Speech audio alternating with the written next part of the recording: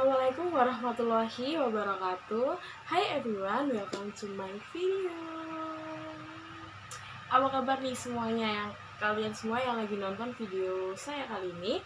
Semoga dalam keadaan sehat dan baik-baik saja ya semuanya. Karena ini juga video pertama saya di channel YouTube ini. Jadi perkenalkan, nama saya Windari Yulia Putri, mahasiswa dari Universitas Solo Jaya Madura, Fakultas Ekonomi dan Bisnis, program studi S1 Akuntansi angkatan 2023 dengan NIM 2302211000142. Sebelumnya saya ucapkan terima kasih banyak kepada dosen pengampu mata kuliah akuntansi biaya, yaitu Bapak Dr. Sultansyah SE AK MM MAK CA, karena telah memberikan ke saya kesempatan untuk lebih mengeksplorasi lagi mengenai topik yang bakal saya paparkan kali ini. Pada video kali ini, saya akan membahas topik tentang pengaruh teknologi terhadap efisiensi biaya, yang dimana presentasi atau pemaparan kali ini merupakan tugas individu untuk mata kuliah akuntansi biaya. Di video ini juga saya bakal coba ngejelasin secara simple dan fun, biar kalian semua yang lagi nonton video ini lebih enjoy dan gak bosen pastinya. Mungkin biar gak lama-lama lagi, kita langsung aja ke topik pembahasan kita kali ini. Tapi sebelum itu, jangan lupa like dan share video kita kali ini. Kalau misal menurut kalian video yang saya share kali ini sangat bermanfaat. So, let's go!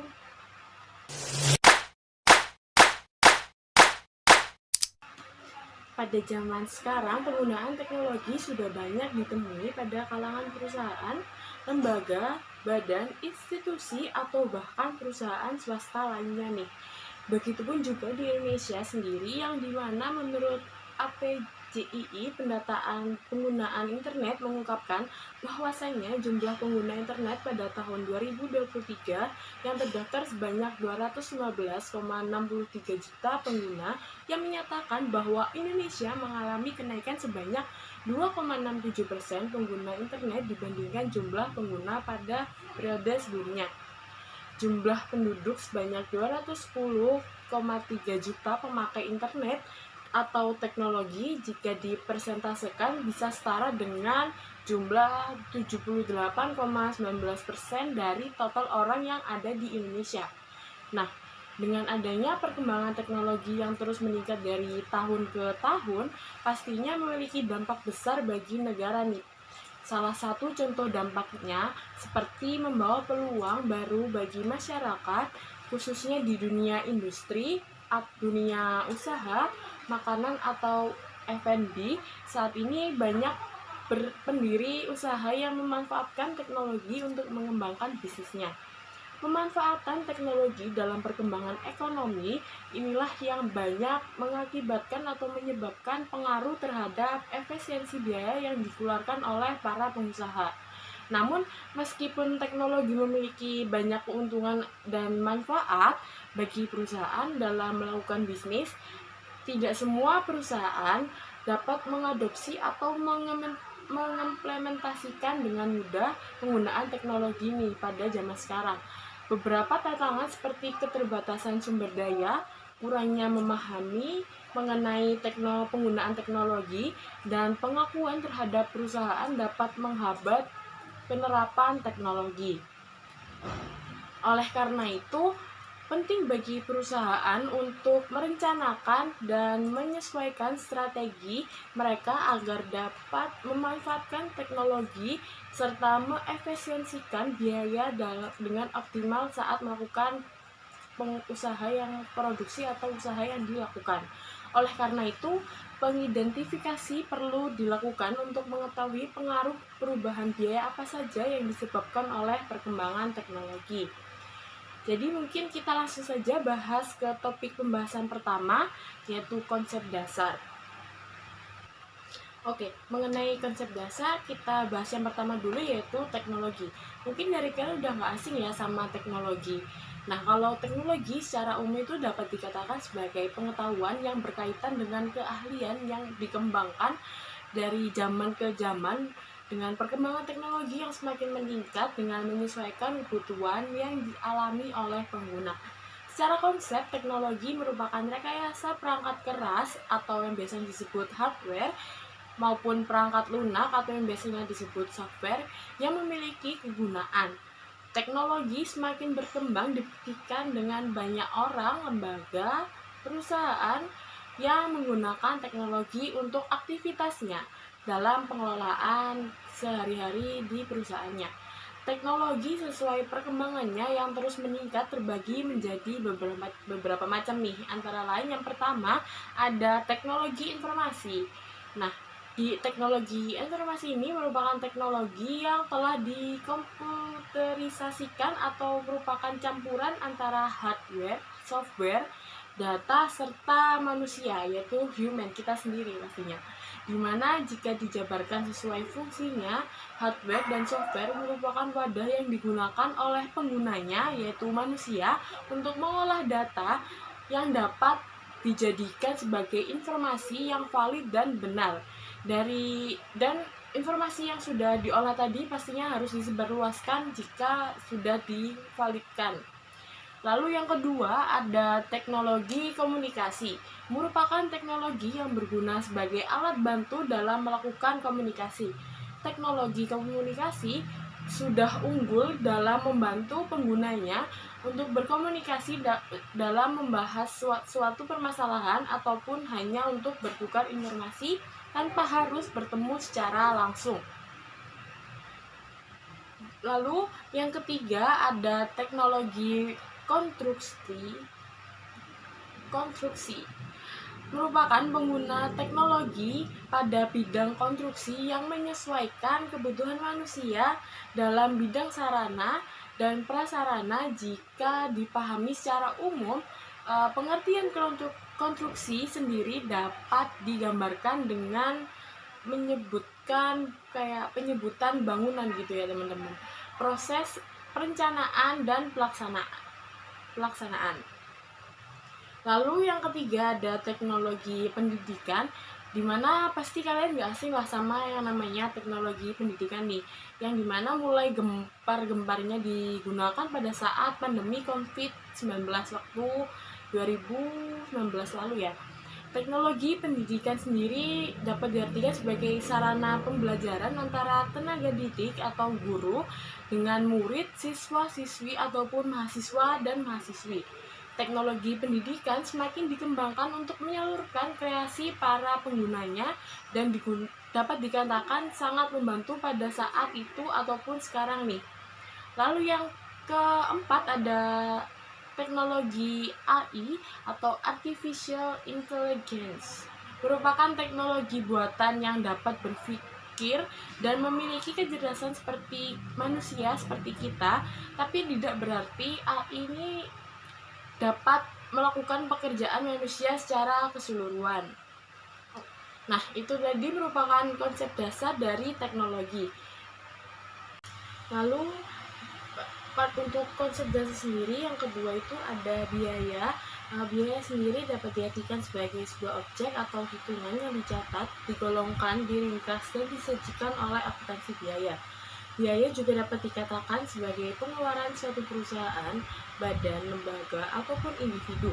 Proses dalam pencatatan ataupun pelaporan akuntansi biaya digunakan untuk memenuhi kebutuhan baik pihak internal perusahaan untuk menganalisis pengeluaran perusahaan maupun ditujukan kepada pihak eksternal perusahaan. Biaya sendiri dikelompokkan menjadi beberapa macam. Antara lainnya yaitu yang pertama ada pengelompokan biaya berdasarkan objek pengeluarannya. Pada jenis ini, biaya disebutkan sebagai biaya yang dicatat ketika perusahaan melakukan pengeluaran untuk proses pembentukan barang. Jadi, biaya ini tuh tidak bisa dimasukkan ke dalam biaya produksi dan biaya tetap. Lalu yang kedua ada pengelompokan biaya berdasarkan fungsi pokok perusahaan.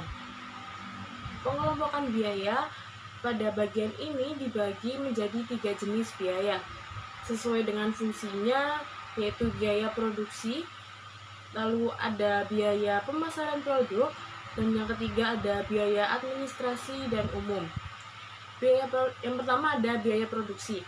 Lalu biaya produksi ini mencakup seluruh biaya yang dikeluarkan dalam pengolahan bahan mentah menjadi produk jadi. Seperti contohnya itu biaya bahan baku langsung, biaya tenaga kerja langsung, dan biaya overhead pabrik. Lalu yang kedua ada biaya pemasaran.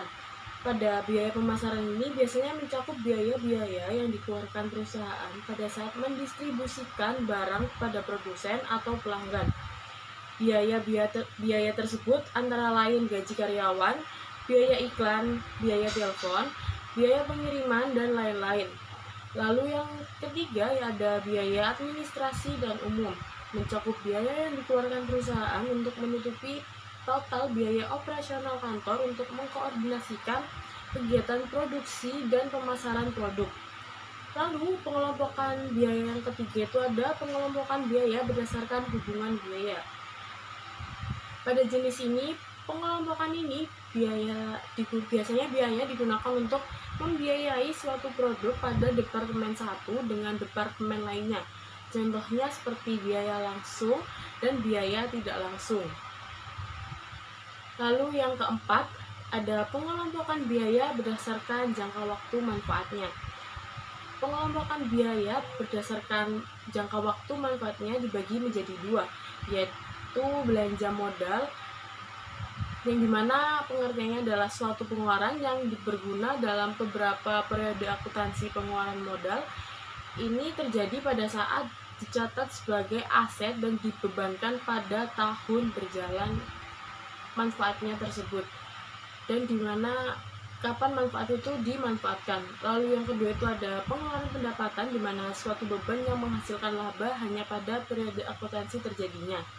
Ketika biaya pendapatan ini terjadi, biaya tersebut dikompensasikan sebagai beban dan dibandingkan dengan pendapatan dari biaya tersebut. Lalu yang kelima ada pengelompokan biaya berdasarkan perilaku biaya. Biaya dikategorikan menurut perubahan volume produksi suatu produk tertentu dalam suatu perusahaan. Biaya dapat dikategorikan ke dalam kelompok berikut. Yang pertama ada biaya variabel. Biaya atau pengeluaran yang dihitung secara terus-menerus sebagai respon terhadap perubahan tingkat aktivitas perusahaan. Lalu ada biaya tetap, yang dimana yang dimaksud adalah biaya atau pengeluaran yang relatif tidak berubah meskipun ruang lingkup kegiatan perusahaan berubah dalam kisaran tertentu. Lalu yang ketiga ada biaya semi variabel, yang dimana biaya ini atau merupakan pengeluaran yang mencakup bagian biaya variabel dan biaya tetap.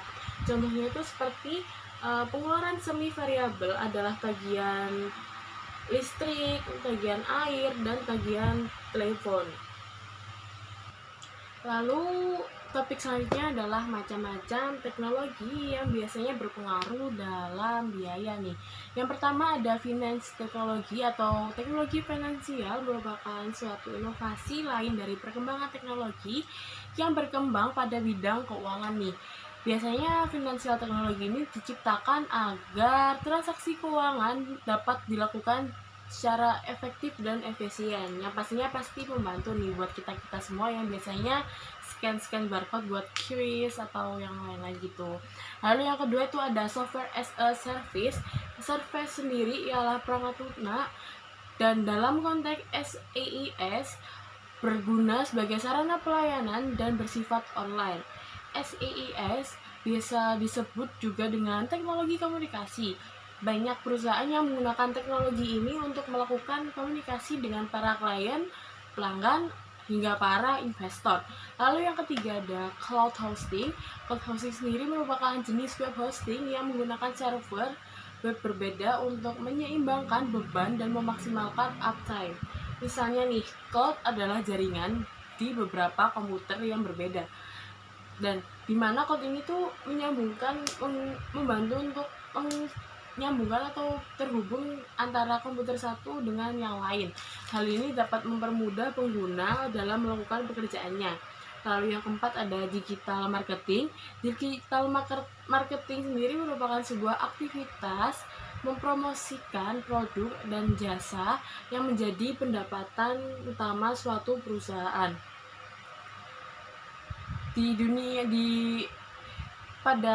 pada teknologi ini perusahaan akan sangat gencar-gencaran untuk melakukan promosi produknya masing-masing. Semisal hal ini tuh digunakan untuk mendapatkan keuntungan dengan cepat, karena kan digital marketing kan banyak ya, udah ranahnya sosial media gitu, pasti pengguna sosial media itu pasti banyak, jadi gampang lah menyebarkan informasi gitu. Nah, penggunaan digital marketing ini juga mengakibatkan terjadinya pasar saing yang besar, karena dalam satu pencarian pelanggan akan muncul produk yang sama dengan penjual yang berbeda perusahaannya. Kayak semisal kita lagi ketik mau cari tas nih, kan pasti tas itu kan banyak ya modelnya pasti. Nah, dalam satu pencarian produk itu pasti banyak jenisnya. Nah, hal itulah yang mengakibatkan adanya persaingan di digital marketing. Lalu yang kelima itu ada on-demand service. On-demand service sendiri adalah bisnis atau sistem layanan yang didasarkan pada pendahuluan permintaan konsumen. Ketika konsumen melakukan pemesanan, baru kita sebagai penyedia layanan harus segera merespon gitu. Pada teknologi ini, pelanggan akan menghubungi penjual untuk melakukan pemasaran atau pemesanan sesuai dengan barang yang diinginkan dari jumlah maupun bentuknya. Nah, on-demand service ini kemungkinan besar hanya digunakan oleh perusahaan manufaktur yang bukan termasuk F&B.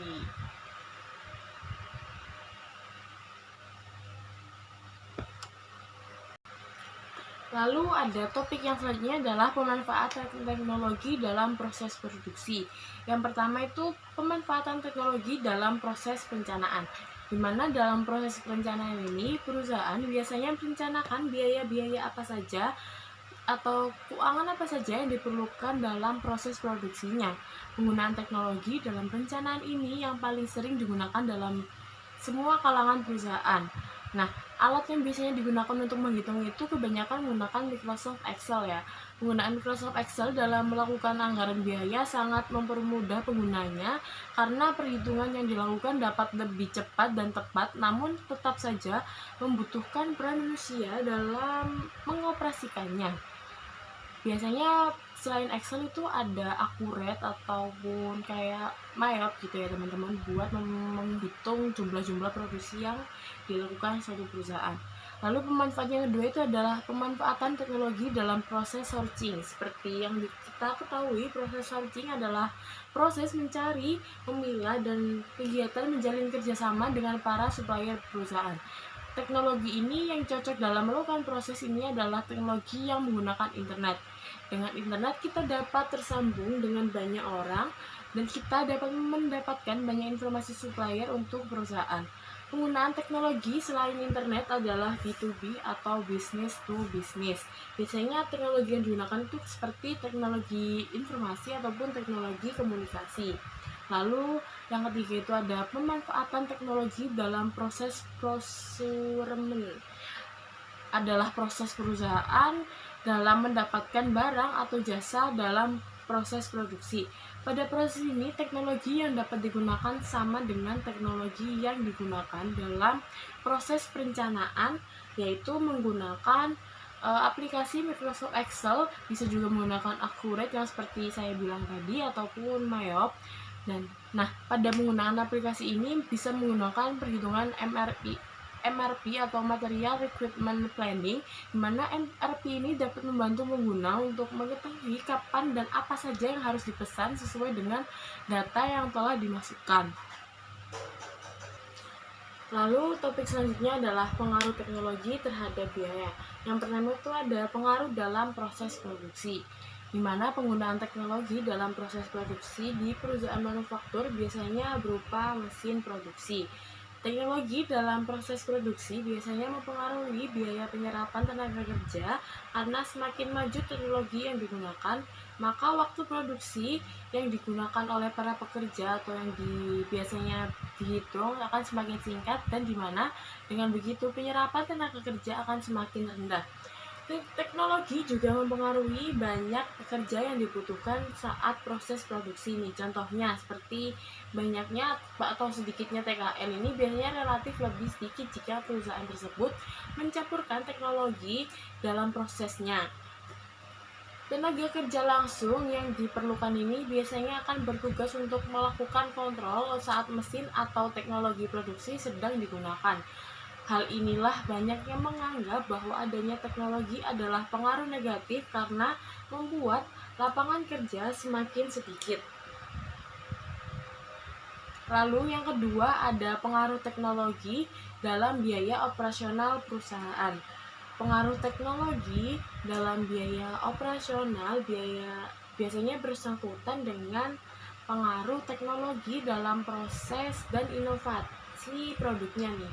Teknologi memiliki pengaruh signifikan dalam hal ini. Biasanya berupa yang pertama itu ada seperti penggunaan teknologi dalam proses produksi yang saya tadi sudah jelaskan nih, yang dimana dengan adanya teknologi ini pasti sangat membantu lah untuk mengefisienkan lama produksi serta menekan biaya pengeluaran untuk membayar penghasilan pekerja langsung, sehingga biaya produksi itu biasanya relatif lebih murah dengan ataupun lebih kecil jika menggunakan teknologi. Lalu yang kedua itu ada selain pengurangan biaya pada proses produksi, teknologi juga membantu dalam mengurangi biaya dalam biaya administrasi dan juga umum. Dimana dalam pengurangan biaya ini perusahaan itu pasti lebih mengurangi pembelian kertas ataupun peralatan yang biasanya digunakan dalam bentuk fisik dan menggantinya dengan teknologi yang memiliki gunaan yang serupa. Lalu yang ketiga ada teknologi dapat membantu dalam mengoptimalkan persediaan atau bahan baku perusahaan. Adanya internet atau teknologi biasanya itu dapat digunakan perusahaan untuk mencari, melacak, atau bahkan menjalin kerjasama dengan para supplier dengan mudah. Lalu yang keempat ada penggunaan teknologi juga membantu mengurangi kesalahan-kesalahan saat proses produksi berlangsung. Biasanya kesalahan ini tuh terjadi karena human error ya teman-teman. Seperti yang diketahui biasanya kalau kata orang-orang tuh manusia tidak luput dari kesalahan. Nah, sama seperti dalam proses produksi, human error itu biasanya sering terjadi nih. Nah, dengan teknologi ini diharapkan dapat membantu atau mengurangi adanya kesalahan human error saat melakukan produksi, dan hal ini pastinya menekan biaya produksi suatu perusahaan.